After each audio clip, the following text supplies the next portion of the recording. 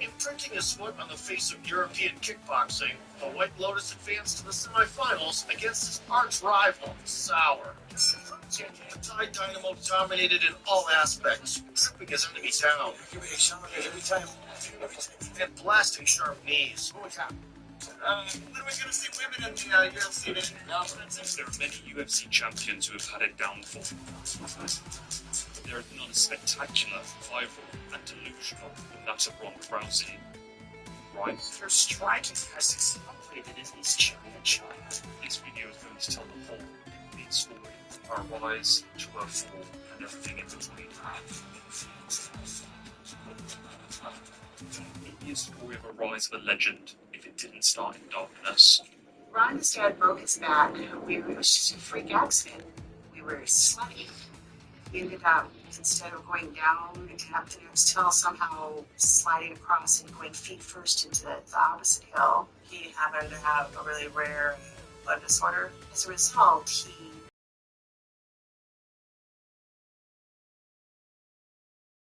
paraplegic and then a quadriplegic, and you're going to die. There's nothing we can do about it. He didn't want us to suffer with him.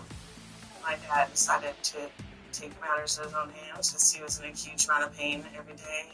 He couldn't work anymore. He felt like he was just a drag on the family. So he went to his farm. We used to drive him to. What are you doing, Nate? Stuff. And there's nothing on it. What are you doing?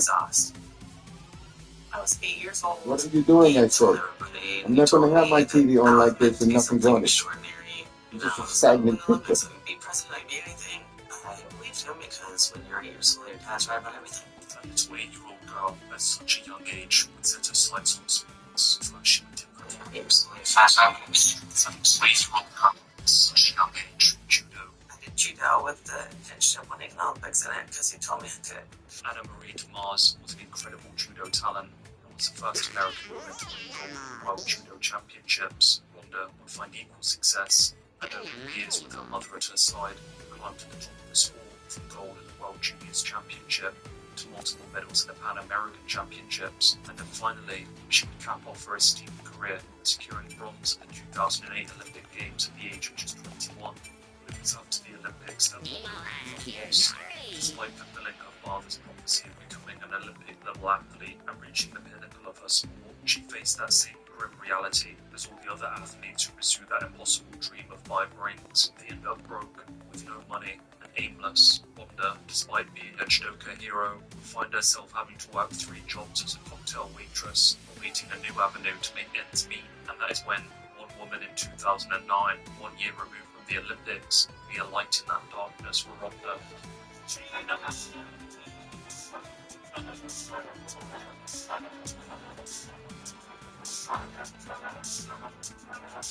think you couldn't find a better face for female mixed martial arts. Oh, you're the OG.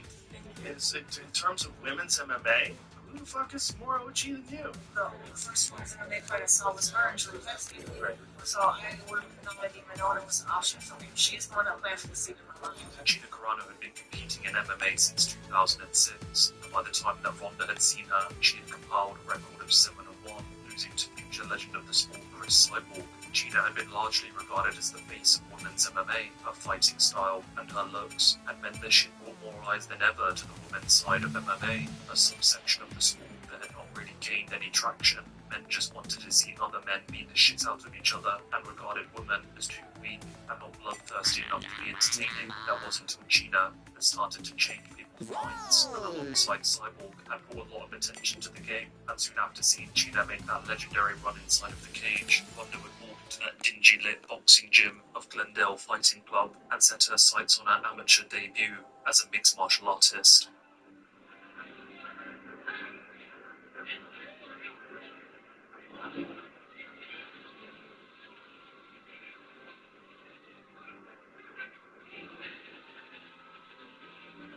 She just immediately slips out to the armbar. Beautiful transition. It's locked in, and that's extended, and now the right.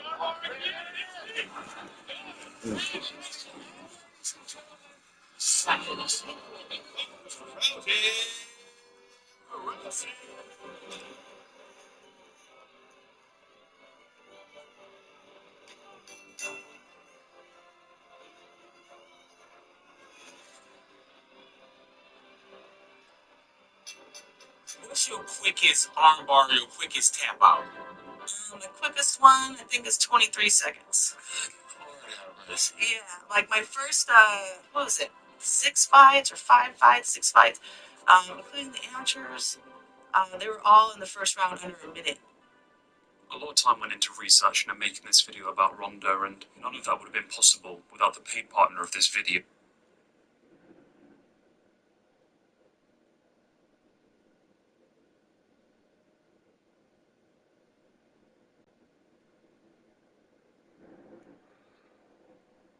I'm not universally beloved, to put it mildly. At one juncture in my life, I was perhaps, and maybe this is correct, the most reviled creature on the face of the earth because of the neutron bomb, which was unquestionably, at that time of its arrival, the most detested weapon on earth.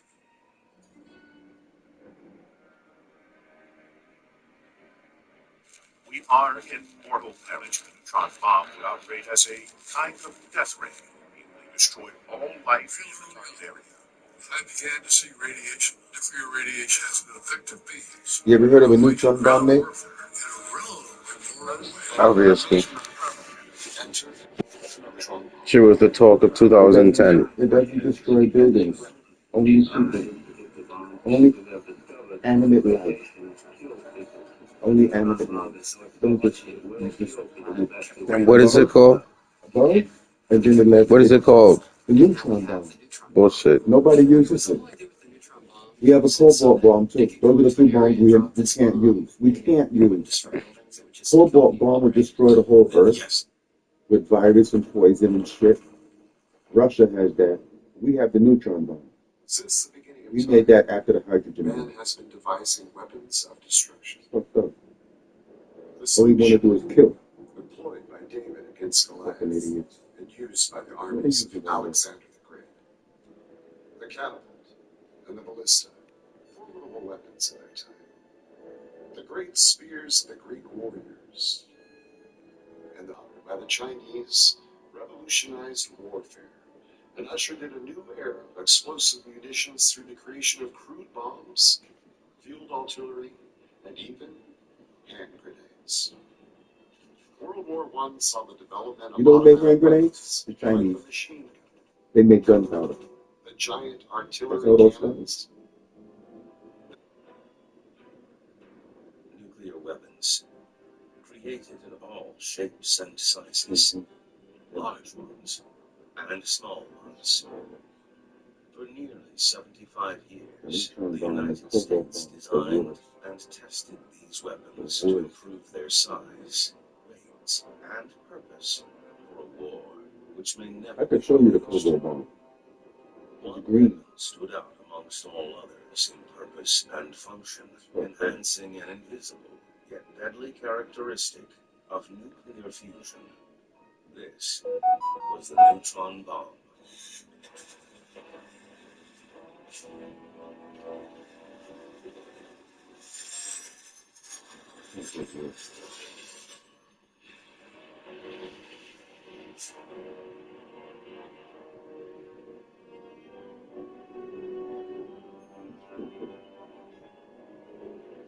Just because you can doesn't mean you should.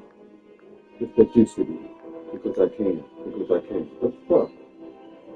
Like Frankenstein made the monster because he could. And look what the fucking monster did. The fucking monster did just because he could.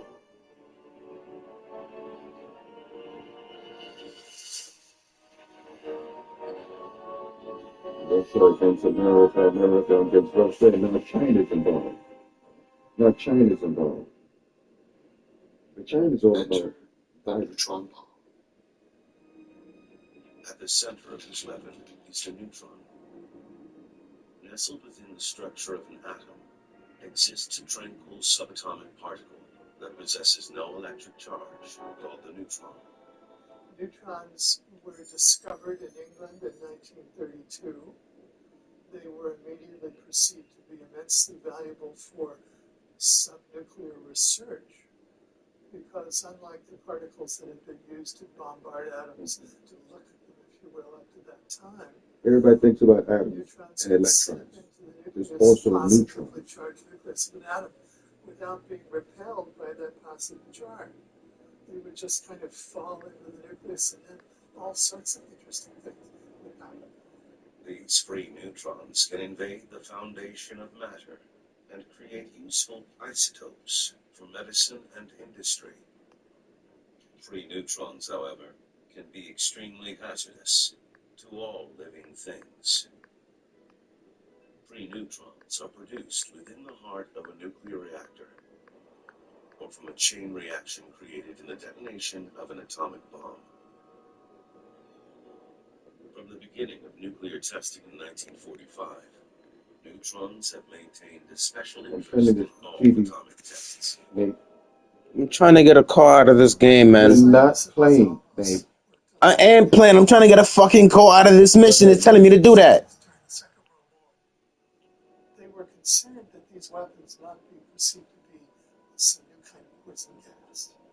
They were concerned that the primary destructive force that was harnessed would be blast and fire, but not radiation. They were, however, aware that one of the first kinds of radiation coming off a nuclear fireball would be prompt neutrons. Huge flux of neutrons, and that those neutrons would kill anyone within a certain range.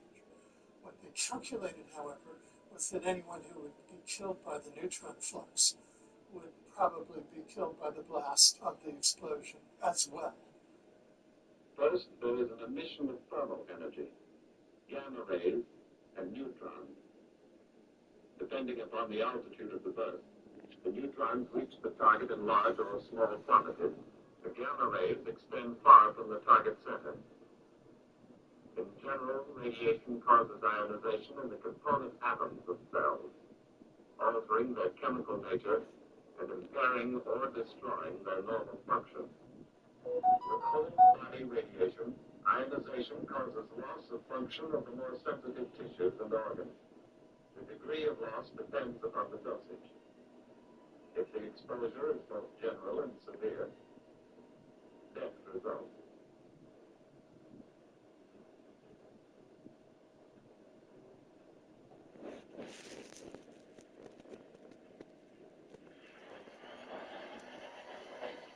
In May of 1945, the war in Europe came to an end. Nazi Germany was defeated. Churchill, Roosevelt, and Stalin met cordially at Yalta and Potsdam to discuss the fate of Germany. The Allies agreed that the Why countries is they the had tablet on, occupied, mate? the Russians kept their army intact, overwhelmingly maintaining the largest military force in Europe. Then, Russia decided to cut off the Allied sectors of Berlin from the west.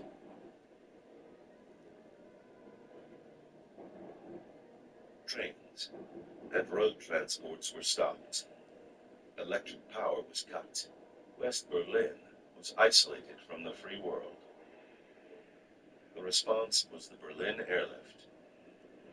For the next 11 months, American, British, and French planes landed one after another, delivering supplies of food, coal, and petroleum into the besieged city. The Russian blockade of Berlin had brought Europe to the brink of war. It was at last clear that only a strong defensive alliance could deter them from further aggression. On April 4th, 1949, the North Atlantic Treaty was signed by 12 Western nations. This alliance became known as the North Atlantic Treaty Organization. In 1949, there were a series of very momentous events happening on the geopolitical stage. One of them, of course, in April 1949 was the formation of the North Atlantic Treaty Organization. This was a group of 12 nations, including the United States and several other European nations, which together created a security alliance where the whole would be greater than the sum of the parts. The thing would be right there. You don't have to close it. Just turn it off. Turn off the tablet. I'm not turning off my tablet, man. fact that I'm watching my stream in case people come in and You're try not to watching this phone. You're watching fucking. your fucking phone, Nate. Because I'm trying to do this shit so I can fucking watch my stream and do what I do. So turn the goddamn thing off and then get back to it when you finish. That's all I'm saying. You're not gonna break my shit just because you want to watch, get some fucking talks. China, if you will. I don't give a fuck how you feel about that shit. And then finally, I suppose we could say You this can go home. Get this you want. Get your car at home. When the Soviets detonated their first atomic bomb, which was then announced. I'm not your fucking enemy. But I'm not gonna let you come here and break shit. My TV or my tablets.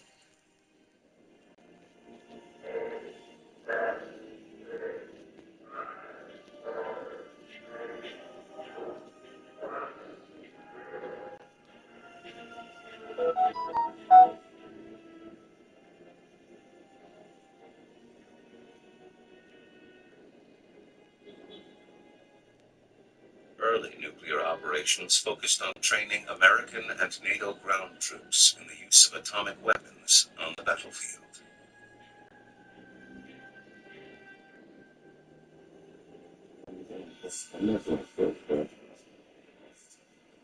Nuclear weapons can, to put it crudely, be divided into two categories. One of them would be tactical nuclear weapons, which would be for use on a battlefield. These would be small yield weapons that would be